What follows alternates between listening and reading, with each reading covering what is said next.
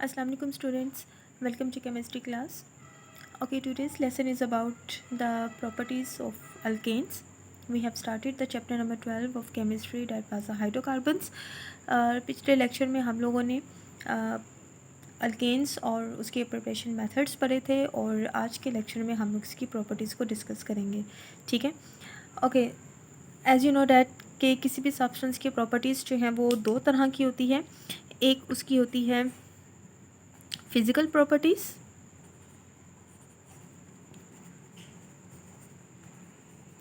and second one is called as chemical properties.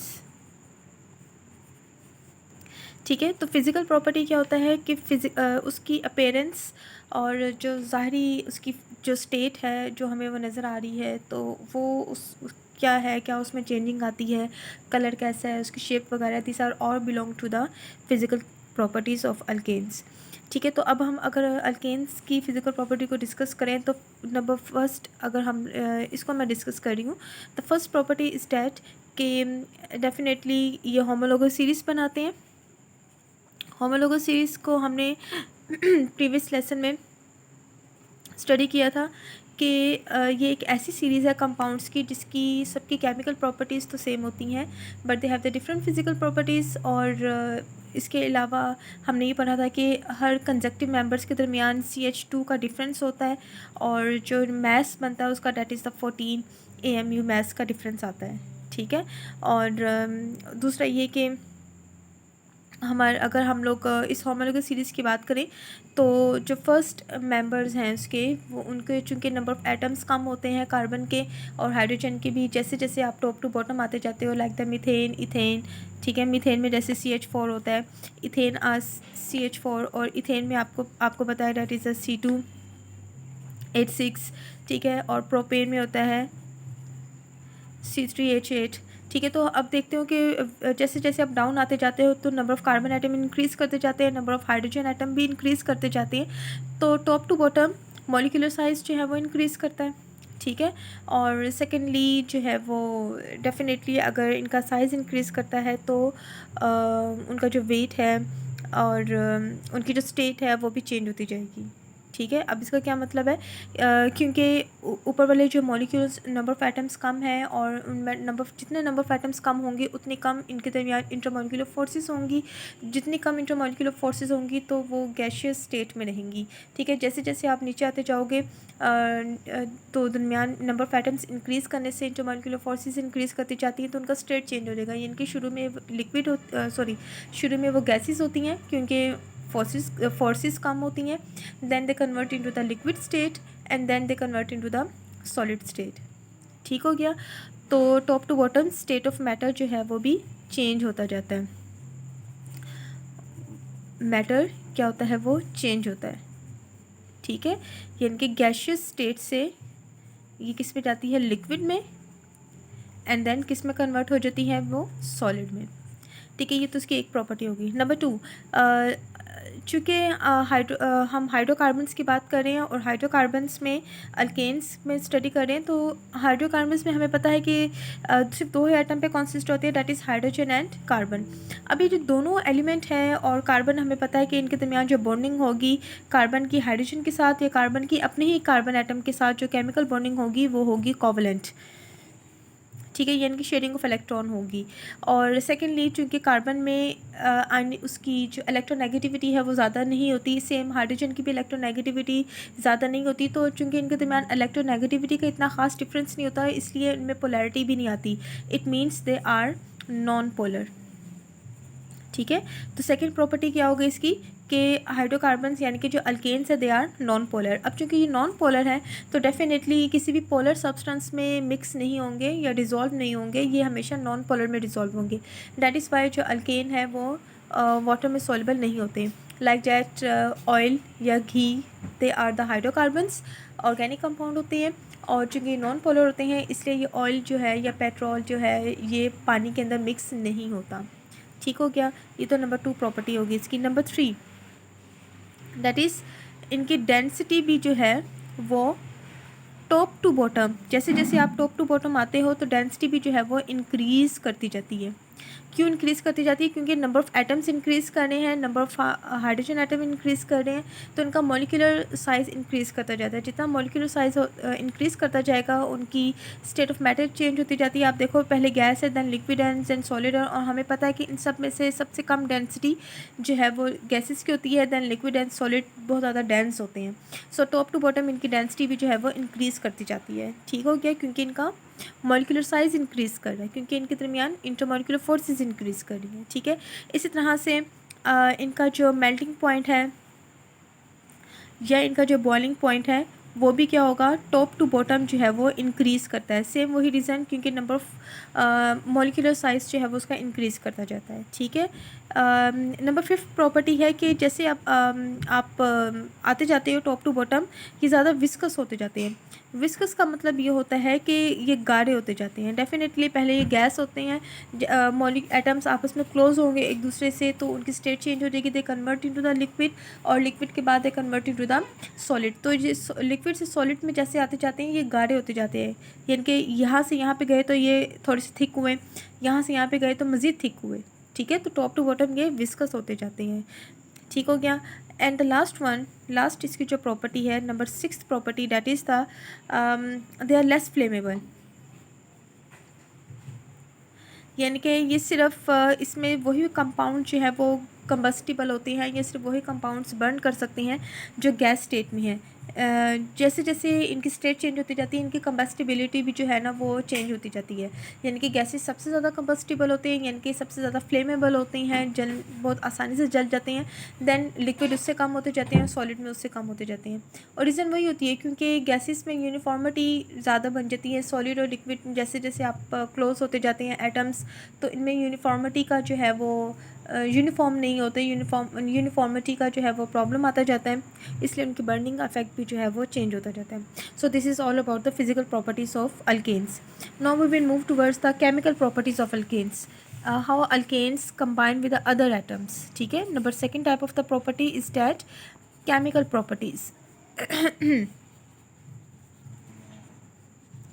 अच्छा, alkanes की chemical properties बड़ी interesting है। इफ़ हम टॉक अबाउट द अल्केन्स, तो अल्केन्स को हम लोग डिफ़ाइन करते हैं कि ये ऐसे सब्सटेंस है जिसमें कार्बन और कार्बन के दरमियान सिंगल कॉवलेंट बॉन्ड प्रेजेंट होता है।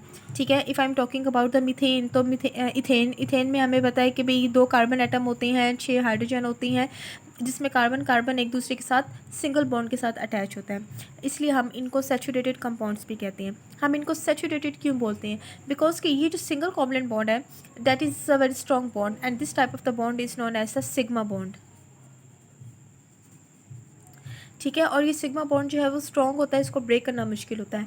इसका मतलब है कि अब अगर ये बॉन्ड ब्रेक नहीं होगा तो इसका मतलब है कि कोई दूसरा एटम इस कार्बन के साथ रिएक्शन नहीं कर सकता। क्यों? क्योंकि कार्बन की वैलेंसी ऑलरेडी यहाँ पे फिल्ड है। यहाँ पे एक कार्बन की आउटरमोस्ट शेल में 4 इलेक्ट्रॉन्स होते हैं, तो एक इलेक्ट्रॉन इसने इस कार्बन के साथ मिलकर ये वाला बॉन्ड बनाया हुआ है, बाकी की जो 3 इलेक्ट्रॉन है वो इस 3 हाइड्रोजन एटम के साथ अटैच होकर उसने अपनी वैलेंसी को सेटिस्फाइड किया हुआ है। उसके अंदर डिज़ायर नहीं है कि वो केमिकल रिएक्शन कर सकें। ठीक है, तो अब जब केमिकल रिएक्शन करवाना है इसका, तो जिस तरह का ये केमिकल रिएक्शन देते हैं, they are called as the substitution reactions. Substitute का क्या मतलब होता है? रिप्लेस करना। ठीक है, अब चूंकि इसमें डिज़ायर तो है नहीं केमिकल रिएक्शन की, तो अगर कोई दूसरा एलिमेंट ने इसके साथ आके केमिकली कंबाइन होना है, तो इसको खुद में से किसी एक एटम को निकालना पड़ेगा और उसकी जगह दूसरा एटम आएगा। ठीक है, यानी कि उसको जगह खाली करनी पड़ेगी किसी दूसरे एटम को पास आने के लिए। और दूसरा ये कि हमेशा तब होगा कि जब दूसरे एटम की अट्रैक्शन कार्बन के साथ ज़्यादा स्ट्रॉन्ग हो और वो आसानी से उस बॉन्ड को ब्रेक कर सके, तो वो केमिकल रिएक्शन कर लेगा।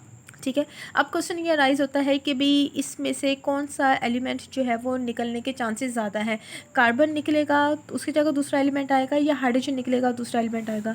आपको याद होगा कि हमने प्रीवियस चैप्टर में एक प्रॉपर्टी पढ़ी थी, कैटिनेशन।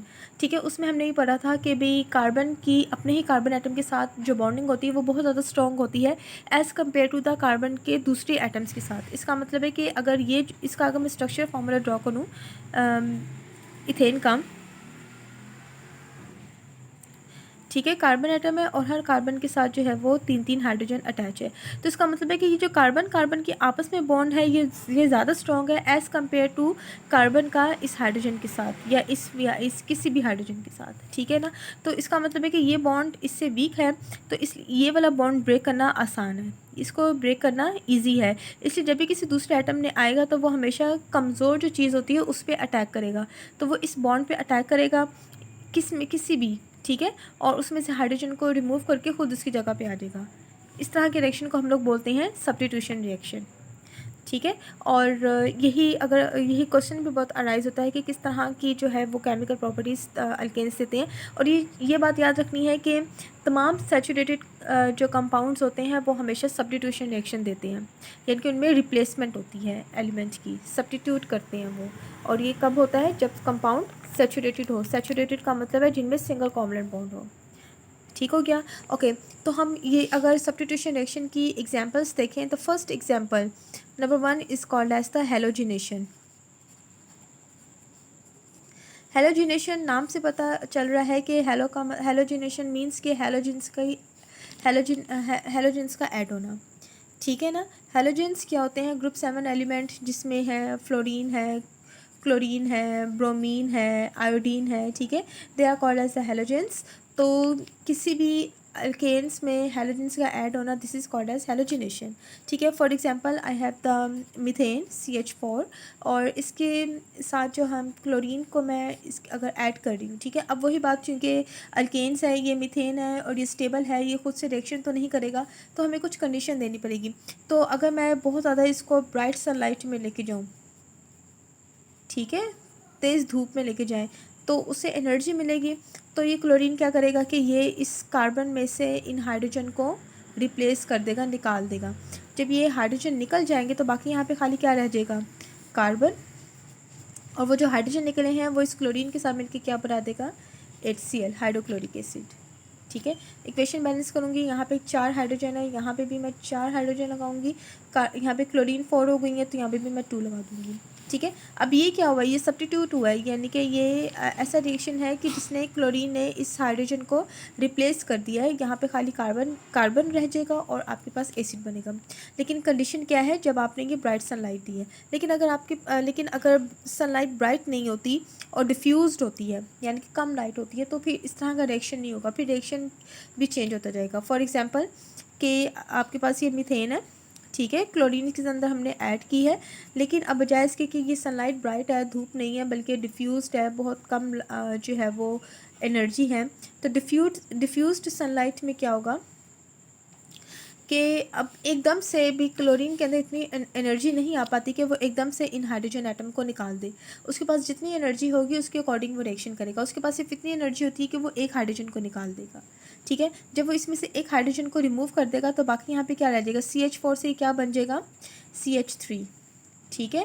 अब चूंकि अब कार्बन की वैलेंसी तो 4 है, उसने तो 4 एटम के साथ कंबाइन होना है। यहाँ पे तो कार्बन 4 हाइड्रोजन के साथ अटैच है, लेकिन यहाँ पे कार्बन 3 हाइड्रोजन के साथ अटैच है, यानी कि उसकी एक वैलेंसी अनसेटिस्फाइड हो गई। उस एक वैलेंसी को अनसेटिस्फाइड करने के लिए ये जो क्लोरीन मॉलिक्यूल है उसमें से एक क्लोरीन का जो एटम है वो इसके साथ कंबाइन हो जाता है और एक रह जाता है, ठीक हो गया। तो ये आपके पास एक स्टेबल कंपाउंड बन गया। बाकी अब ये जो हाइड्रोजन इसमें से निकला था और जो एक क्लोरीन का एटम रह गया था, वो दोनों आपस में मिलके क्या बना देंगे? HCl। This is the exact example of the substitution reaction. अब इसने क्या किया है? इसने इस क्लोरीन ने इस हाइड्रोजन को सब्स्टिट्यूट किया है, उसने उसको रिप्लेस किया है। This is called as a replacement reaction, ठीक हो गया। अगर आप ये प्रोसेस कंटिन्यू रखें। अच्छा, इस कंपाउंड का नाम क्या होगा? कि हमने भी पढ़ा था लास्ट चैप्टर में भी कि अगर मीथेन अल्केन में से एक हाइड्रोजन निकल जाता है तो वो अल्काइल रेडिकल्स बन जाते हैं। तो ये मीथेन से क्या बन जाएगा? मिथाइल, ठीक है। और चूंकि इसके साथ तो क्लोरीन अटैच है तो this is called as the methyl chloride. और ये तो आपको पता है, this is called as the hydrochloric acid, ठीक हो गया। अब ये अगर हम मज़ीद इस प्रोसेस को कंटिन्यू रखें, क्लोरीन की सप्लाई कंटिन्यू रखें, डिफ्यूज सनलाइट कंटिन्यू रखें, तो ये रिएक्शन कंटिन्यू रहेगा। मींस कि नेक्स्ट स्टेप में ये रिएक्शन, अब चूँकि इसी को मैंने कंटिन्यू करना है, तो नेक्स्ट स्टेप में क्या होगा कि CH3 और क्लोरीन, यही वाला कंपाउंड था ना मिथाइल क्लोराइड के साथ अगर हम मज़ीद क्लोरीन सप्लाई करेंगे और वही रिएक्शन कंडीशन वही है सारी डिफ्यूज सनलाइट में के प्रेजेंस में, तो अब उससे क्या होगा कि मज़ीद इसमें से एक और हाइड्रोजन निकल जाएगा। तो पहले यहाँ पे CH3 था, अब यहाँ पे क्या रह जाएगा CH2। एक क्लोरीन इसके साथ ऑलरेडी अटैच है वो वैसे रहेगा। अब चूंकि एक हाइड्रोजन निकलने से अगेन देखें कि यहाँ पे कार्बन अनसेटिस्फाइड हो गया, मीन्स कि 2 हाइड्रोजन ये है और एक ये 3 हो गई, उसके पास तो 4 कंप्लीट होनी चाहिए ना। तो उस हाइड्रोजन जो ये हाइड्रोजन निकला है उसको कौन रिप्लेस करेगा, यहाँ से क्लोरीन का एटम, क्लोरीन एटम इसके पास जाएगा और उसको उस हाइड्रोजन की जगह वो अटैच हो जाएगा। तो अब यहाँ पे इसके साथ 2 क्लोरीन के एटम लग जाएंगे, तो मैं यहाँ पे डायरेक्टली Cl2 लगा देती हूँ, ठीक है। और अब यहाँ पे जो एक रिमेनिंग क्लोरीन है और ये जो इमिटेड हाइड्रोजन है, ये दोनों आपस में मिलकर क्या बना देंगे HCl। Is it clear? अब इसको क्या बोलेंगे, अब ये भी वही है, यहाँ पे एक सिंगल क्लोराइड है, यहाँ पे कितनी क्लोराइड आयन आ गए 2, ठीक है। मैं इसको यहाँ पे लिखूँगी डाई क्लोरो, ठीक है, डाइक्लोरो। अब ये डाइक्लोरो अटैच किसके साथ था, बेसिकली ये क्या था मीथेन, तो मैं यहाँ पे लिखूँगी डाइक्लोरो मीथेन, ठीक है। अब मैं इसको मिथाइल नहीं लिखूँगी, क्यों, क्योंकि मिथाइल तभी होता है जब एक हाइड्रोजन निकले, लेकिन अब चूँकि यहाँ पे 2 हाइड्रोजन निकल चुकी हैं तो अब ये मिथाइल नहीं रहेगा, ठीक हो गया। अब अगेन अगर ये प्रोसेस कंटिन्यू रहता है तो CH2 एंड Cl2 को दोबारा क्लोरीन के साथ अगर रिएक्शन करवाएं और रिएक्शन कंडीशन सेम वही, तो फिर से क्या होगा कि यहाँ से एक हाइड्रोजन निकलेगा और उस हाइड्रोजन को कौन रिप्लेस करेगा, यहाँ से क्लोरीन, ठीक है। तो ये आपके पास CH2 था, अब यहाँ पे एक हाइड्रोजन निकल जाएगा तो खाली यहाँ पे क्या रह जाएगा CH। अब 2 क्लोरीन पहले से थी, इस हाइड्रोजन की जगह जो यहाँ से क्लोरीन आ रही है वो इसकी जगह अटैच होगा, तो 2 क्लोरीन पहले थी, एक और आ जाएगी, तो कितनी क्लोरीन हो जाएगी 3, और बाकी एक क्लोरीन एटम और हाइड्रोजन दोनों आपस में मिलकर क्या बना देंगे HCl, CHCl3। This is called as the, अब चूंकि यहाँ पे 2 क्लोरीन थे तो इसको मैंने कहा डाइक्लोरोमीथेन।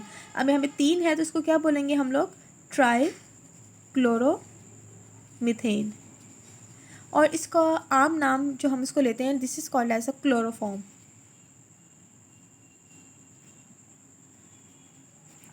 क्लोरोफॉर्म आपको पता है कि ये बेहोश करने के लिए इस्तेमाल किया जाता है, पाउडर होता है, ठीक है। तो ये क्लोरोफॉर्म बन गया। अब अगर मज़ीद प्रोसेस कंटिन्यू रहे तो आपके पास ये जो क्लोरोफॉर्म है, ठीक है, which is the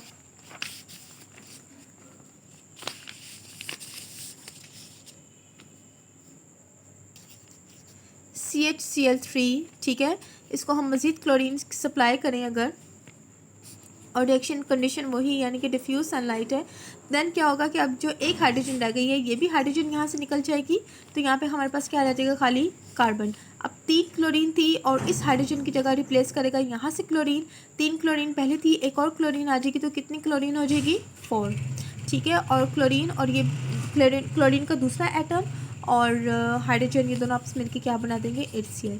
this is called as the, अब चूँकि यहाँ पे 4 कार्बन हो गई हैं तो मैं इस 4 के लिए वर्ड इस्तेमाल करूँगी टेट्रा, टेट्रा क्लोरोमीथेन, ठीक है, टेट्रा क्लोरोमीथेन। इसको हम एक और नाम भी देते हैं, चूँकि ये कार्बन है और ये 4 क्लोरीन है तो इसके लिए हम एक और नाम भी इसको दे देते हैं carbon tetrachloride. Is it clear? ठीक है। अब यहाँ पे देखें जब हमने रिएक्शन स्टार्ट किया था तो रिएक्शन स्टार्ट में हमारे पास 4 हाइड्रोजन थी और जब हम एंड पे देख रहे हैं तो वो चारों की चारों हाइड्रोजन निकल गई हैं और उसी जगह 4 क्लोरीन ने ले ली है। अब चूंकि यहाँ पे मज़ीद कोई हाइड्रोजन नहीं रही है तो अब यहाँ पे मज़ीद कोई सब्स्टिट्यूट के लिए हाइड्रोजन नहीं प्रेजेंट रहा तो यहाँ पे रिएक्शन स्टॉप हो जाएगा, ठीक है। So this is the whole example of the substitution reaction, ठीक है। Okay, the second example of the substitution reaction is the combustion. Combustion का मतलब होता है जलना, ठीक है, बर्निंग के लिए काम होता है, ठीक है। आपको पता है कि मीथेन है, this is the prominent ingredient of the सुई गैस जो हम घरों में इस्तेमाल करते हैं। 85% जो है वो इसके अंदर मीथेन प्रेजेंट होती है, ठीक है। तो इसका मतलब है कि जब मीथेन को हम जब बर्न कर देंगे, जलाएंगे, तो क्या होता है, धुआं पैदा होता है, हीट प्रोड्यूस होती है, फायर होती है, ठीक है। तो यानी कि मीथेन गैस को जब हम इसको बर्न करेंगे, और आपको पता है कि बर्निंग हमेशा क्या होती है, ऑक्सीजन की प्रेजेंट में होती है, then what will happen, burn होने से ये डिकम्पोज हो जाएगी and it convert into the smoke. Smoke में क्या होती है, कार्बन डाइऑक्साइड, ठीक है। और जब भी बर्निंग होती है हमेशा वाटर रिलीज़ होगा और हीट, चूँकि आग बनती है तो हीट भी प्रोड्यूस होती है, ठीक है। ये तीन चीज़ें जो हैं हमेशा बर्निंग से प्रोड्यूस होती हैं, ठीक है। उसके बाद this is called as a combustion reaction. अब अगर हम लोग इस इक्वेशन को बैलेंस करें, कार्बन 1 है, यहाँ पे 1 है, ऑक्सीजन यहाँ पे 2 है, यहाँ पे 2 और 1 3 है। 3 चूँकि ये इवन नंबर और नंबर हो जाता है तो इसको इवन करने के लिए मैं यहाँ पे 2 लगा दूँगी। अब यहाँ पे ऑक्सीजन 4 हो गई हैं तो यहाँ पे भी मैं क्या कर दूँगी, 2 लगा दूँगी। हाइड्रोजन यहाँ पे 2 to the 4, ये 4 हो गई है, ठीक है। ओके, ये जो रिएक्शन है कि कार्बन डाइऑक्साइड गैस प्रोड्यूस हो रही है, ये तब होती है जब ऑक्सीजन जो है वो, ऑक्सीजन जो आपने सप्लाई की हुई है वो एक्सेस है, यानी कि बहुत ज़्यादा आपने इसको फरावानी से इसको सप्लाई किया, कोई लिमिटेड सप्लाई नहीं है। लेकिन अगर ऑक्सीजन जो है वो लिमिटेड सप्लाई हो जाए, यानी कि कम क्वांटिटी हो जाए ऑक्सीजन की, देन बर्निंग तो होगी, लेकिन फिर बर्निंग में जनाब कार्बन डाइऑक्साइड गैस प्रोड्यूस नहीं होती, बल्कि कार्बन मोनोऑक्साइड गैस प्रोड्यूस होती है। और कार्बन मोनोऑक्साइड का फॉर्मूला CO होता है, बाकी वाटर प्रोड्यूस होता है। एंड चूँकि इसमें इनकम्प्लीट बर्निंग होती है तो इसमें ब्लैक पाउडर भी मिलता है, ठीक हो गया। सो this is the incomplete burning of the methane. और चूँकि अब अक्सर जब हम, और ये कार्बन मोनोऑक्साइड चूँकि एक हम उसको अगर इनहेल करेंगे तो ये हमारी बॉडी ब्लड सर्कुलेशन में रुकावट प्रोड्यूस करती है और डेथ कॉज हो जाती है इससे, ठीक है। सफोकेशन फील करते हैं और डेथ कॉज हो जाती है। इसलिए तो क्या होता है कि जब सर्दियों में क्या होता है, क्या कहा जाता है कि भाई जब आपने हीटर ऑन करना है तो आपकी कोई ना कोई खिड़की जो है वो, या वेंटिलेशन का प्रोसेस होना चाहिए ताकि एयर क्रॉसिंग हो सके। लेकिन अगर कमरे बिल्कुल बंद हो जाएंगे और कोई oxygen air in and out नहीं हो सकती और बर्निंग हो रही है, तो बर्निंग के दौरान जितने भी रूम में जो कार्बन डाइऑक्साइड है वो हम भी यूज़ कर रहे हैं, बर्निंग में भी इस्तेमाल हो रही है। लेकिन with the passage of time, चूँकि कोई प्रोसेस, कोई सोर्स या कोई रास्ता नहीं है कि फ्रेश एयर अंदर आ सके, तो उससे क्या होता है कि कमरे की ऑक्सीजन कम होती जाती है। अब हम भी इसको यूटिलाइज़ कर रहे हैं तो बर्निंग के लिए जितनी ऑक्सीजन चाहिए होती है वो कम हो जाती है, और फिर कार्बन डाइऑक्साइड की बजाय कार्बन मोनोऑक्साइड गैस बनना शुरू हो जाती है और उससे सफोकेशन होती है और फिर डेथ कॉज होती है, ठीक है। इसलिए ये प्रिकॉशंस बताई जाती हैं कि जब हीटर ऑन करना है तो प्रॉपर वेंटिलेशन का जो है वो प्रोसेस होना चाहिए या एयर की क्रॉसिंग होनी चाहिए, ठीक है। अच्छा, अब इस इक्वेशन को अगर मैं बैलेंस करूँ तो यहाँ पे कार्बन 1 है और यहाँ पे कार्बन 1 है एंड 1 है, 2 हो गए, ठीक हो गया। और इसी तरह से ऑक्सीजन को देखें, यहाँ पे ऑक्सीजन यहाँ पे है जी 2, यहाँ पे है 1 एंड 2 3 हो गई, ठीक है। तो अब इसको बैलेंस करने के लिए definitely I will apply the 2 here, ठीक है। चूँकि ऑक्सीजन जो है वो इवन ऑड क्वांटिटी में 1 है तो उसको मैं इवन करने के लिए यहाँ पे 2 लगा दूँगी। जैसे मैंने यहाँ पे 2 लगाया तो कार्बन यहाँ पे 2 हो गए और एक ये 3 हो गए कार्बन, तो कार्बन 3 के लिए यहाँ पे भी मैं क्या लगाऊंगी, 3 कार्बन हो जाएंगे, ठीक हो गया। अब यहाँ पे हाइड्रोजन देखिए, 4 3 12 हाइड्रोजन हो गई हैं और यहाँ पे क्या है 2 हाइड्रोजन है, इसको 12 करने के लिए यहाँ पे मैं 6 लगाऊंगी, 6 2 12। ऑक्सीजन को देखिए, अब 2 ऑक्सीजन ये है, यहाँ पे कितनी है, ये नीचे कुछ भी नहीं है, 2 एंड 6 8 हो गई हैं, ठीक है। तो 8 ऑक्सीजन चाहिए तो यहाँ पे मैं 4 लगा दूँगी, तो 4 2 8 oxygen. So this is the incomplete. ये तब है जब हमारे पास लिमिटेड सप्लाई हो, लिमिटेड सप्लाई किसकी हो, ऑक्सीजन की। और ये तब होती है जब हमारे पास कंप्लीट बर्निंग होती है, एक्सेस एयर में होती है, तो कार्बन डाइऑक्साइड गैस प्रोड्यूस होती है, ठीक है। So this is the whole about the properties of alkanes, ठीक है। Hopefully you will understand it. Thank you.